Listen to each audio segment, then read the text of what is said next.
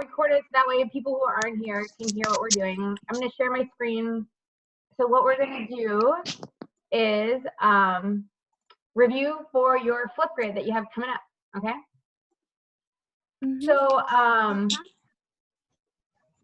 so today and tomorrow, you have 2 days to talk me through the causes of the Cold War. And it's called Cold War. Why? Angie, do you know why it's called Cold War? Because it wasn't actually like a war, right? Yeah, they can actually shoot at each other, right? Bombs, guns are hot, right? You need an explosion to make them happen. War is just the U.S. threatening who a lot? Yanelis, who is the U.S. threatening a lot? Who'd you say, Yanelis? Help her out, Jason. Who is the U.S. kind of bickering with all the time? Russia? Yeah, Russia. But back then they called it the Soviet Union because they captured so many other countries. So they call it the Soviet Union. It's not Russia right now. But you're right, Jason. It's that area of the world. So America, Russia, they keep going back and forth because both of them think they have the right idea about how to run a country. America believes in democracy. What is Russia like? Anybody? Like communism? Yeah, communism, right? Russia believes in communism. And communism it's a hard idea to understand, and it sounds nice in nature, but it's the idea that, like, imagine in communism, let's say Yanelis is a doctor, Isaiah is a dentist, I'm a garbage collector. In communism, we should all be paid the same because everyone is supposed to be equal. Like the government officials, like that guy from North Korea, you ever seen pictures of the leader of North Korea? He never wears fancy ties or suits. He's always wearing like plain clothes to show that he's equal, even though he doesn't act equal, trust me. But the idea behind communism is that everyone is equal. And so the government takes all the money and then they're supposed to spread it equally.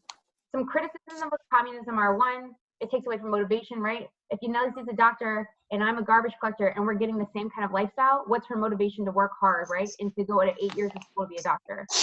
The other criticism of communism is there's a lot of repression of freedoms.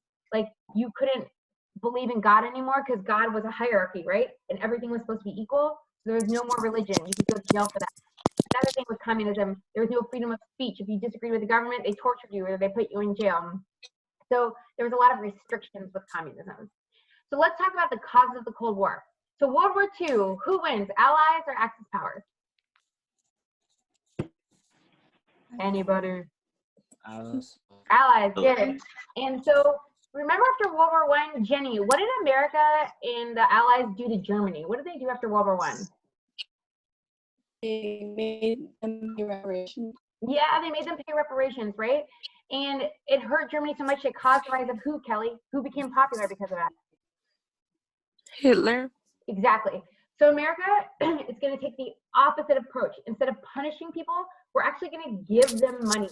It's almost like the New Deal, but for Europe. My internet connection is unstable. Sorry about that. So, so they build the United Nations, right? It's almost like the League of Nations where you talk out your problems. They build the World Bank to give countries loans. They're going to build up Europe and Asia rather than punishing it because of what happened in World War I.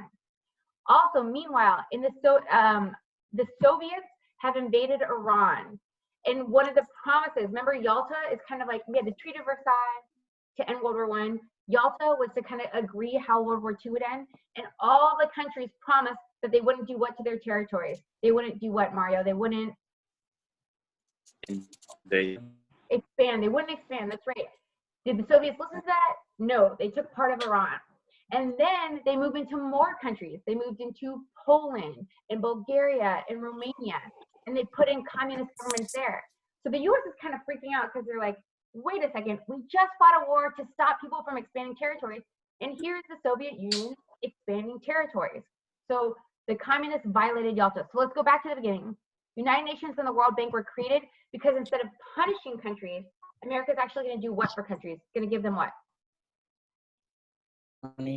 Money, yeah, money to rebuild.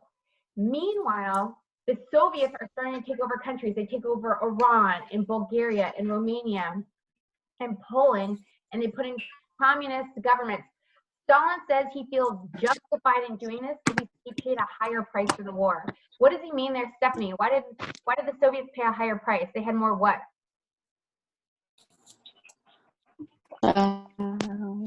Anybody remember? They had more deaths. Remember, they had 10 million soldiers die. We had 500,000. So someone's like, you owe this to me. I fought this war. I took the brunt of it. Like, this is not fair. So we have a spy, right? The CIA is formed. We have a spy, and his name is George Kennan, and he goes to Russia. And what he realizes is that communism is so strong there. There's no way that we can kick communism out of Russia. It's there to stay. But he says the only country strong enough in the whole world to stop communism from spreading outside of the Soviet Union is what country? The only country that can stop it is the United States, right? And that's where we come up with a policy of containment. Truman is now president. Truman is president because who's dead? Who died right before the end of the war? FDR. That's right. FDR died. Truman is the one who dropped the bomb on Japan. And he is convinced that Stalin wants to expand communism. So he comes up with the idea of containment, of making sure communism doesn't spread anymore. And America goes from being isolationist before World War I to interventionist right now. We're going anywhere in the world that we think communism is and trying to fight to stop it from taking hold. And the Iron Curtain refers to all the countries that Russia has taken with them to become communist. So that would be like Poland, Bulgaria, Romania. Which brings us to the Marshall Plan. So America's trying to prove that the Soviets have the bad idea, that communism is the wrong idea, and democracy is the best idea. So we continue giving this money through the Marshall Plan to rebuild Europe. And does it work? Yes. Yeah, it worked amazingly. So in 5 years, Europe, which had been destroyed, remember Britain bombed every day year? In 5 years, they were back to where they were before the war and producing even more than they did before the war. So, and we know it works because I know all the cars that I drive are European and Japanese cars because we helped them rebuild their industries, and they were so successful that they're better than American cars now, right? Like we buy Toyotas, we buy Hyundais, we buy Mercedes and BMWs. All of those happened because of the Marshall Plan, because we helped them rebuild their countries. So Germany is weird in that Berlin, the city inside of Germany, it's split in half. Angie, which side is the free half, the west or the east? West. West, yes. US, France, Britain, we're in the west. The east side is ruled by who, Isaiah? The Soviet Union. Yeah, the Soviet Union. And so the Soviet Union gets annoyed that America is still in Germany, and so they block off the west side of Berlin. So they can't get any groceries, they can't get any food, they can't get any medicine. And so the US, to beat them and to not start a war, they just send in planes every day to drop groceries and medicines to the people. And finally, they're able to outlast Stalin. And he gives up and he takes down the blockade because he's like, whatever, they're going to get what they wanted anyways. So that was considered a victory for the US. But then people go into panic mode because, Jenny, what the Soviets invent? They now also have the what? Yes, they have the atomic bomb. Very good. And so the Soviets are freaking everybody out because one, they are taking countries. Two, they're now the second one. America is not the only person having an atomic bomb. And so all of Europe, Canada, and the US, they come together and they form NATO. Maybe you've heard NATO on the news before. It stands for North Atlantic Treaty Organization. And what NATO says is we will stand together. We will stand together against any Soviet attack. Kind of like I have your back. So Britain, if you get attacked by the Soviets, the US will join in. US, if you get attacked, Canada has your back. So all of this is created to stand against the Soviets. NATO has never been used except for once, and it was after 9/11. The US asked the other countries to help them bomb Iraq and Afghanistan. But it still exists today. And then the Korean War is a big deal because it's the first time the Cold War turns what? You know? Hot. It's the first time there's actual war. So Jennifer, remember after World War II, the North is occupied by the Soviets. Who's in the South in Korea? South. Is it the U.S.? Yeah, the U.S. So the U.S. occupies the South, and then the North wants to reunite Korea, and so they invade the South. So America, they don't want to start a war without permission, right? They don't want to be like Hitler, so they asked the United Nations, can we support the South to kick out the Northern Koreans, and they do.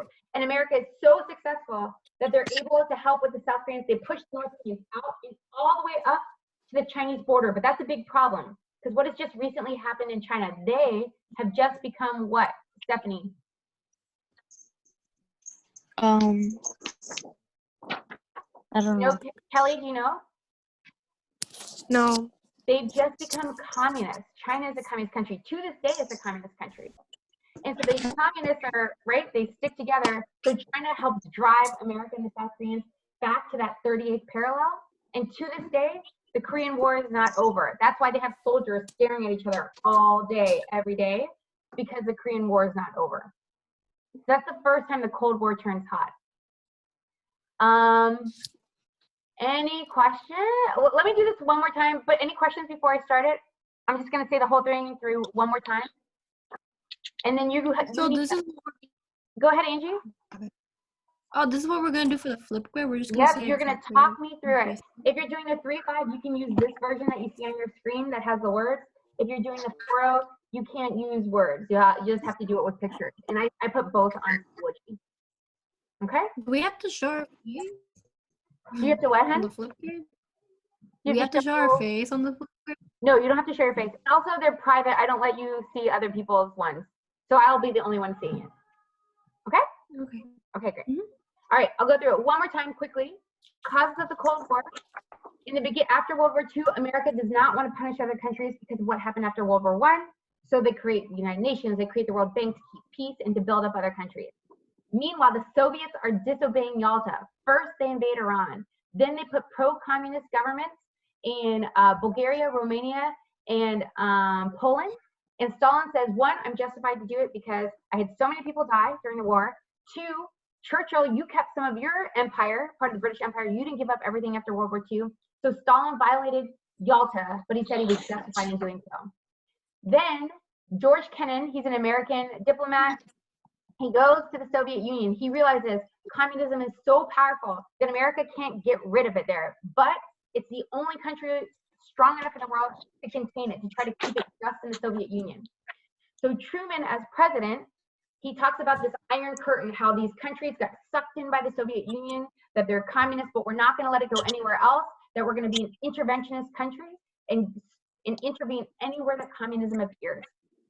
Meanwhile, the Marshall Plan, Americans are trying to show how great democracy is. So they're trying to get people to choose democracy over communism. Europe is devastated after the war. So America does a new deal for Europe with the Marshall Plan. They give them jobs and money. And in 5 years, they're back to pre-war production. Meanwhile, in Berlin is split in half after World War II. Half of Berlin, the east is the Soviets. The west is the free people. So that would be the US, France, and the British. To punish them for staying in Germany, Stalin blockades them to cut off food and supplies and medicine. The US does the airdrops, and they outlast Stalin after 10 months. There's great terror, though, now in America because Russia has the atomic bomb. So Europe, Canada, and the US say we form NATO, the North Atlantic Treaty Organization, that says, if you are attacked by Russia, we stand together. We won't let you get hurt. And finally, the Korean War is the first time the Cold War turns hot. After World War II, Soviets had occupied the north, Americans the south. The Soviets and the north invade the south. The US gets permission from the UN. They push the North Koreans back to the Chinese border. China, though, has just had their communist revolution, so they help the North Koreans. And to this day, it's still at the 38th parallel, and the war is not over. All right, good people. Any questions today? Is the flip grid due today? Nope, the flip grid's due tomorrow by midnight.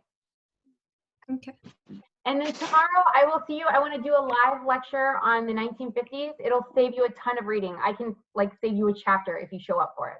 If you don't show up for it, you'll probably have to read it because it'll be a longer lecture and I won't be able to record it. So show up for the lecture tomorrow, okay? All right, any questions? What time will lecture be at?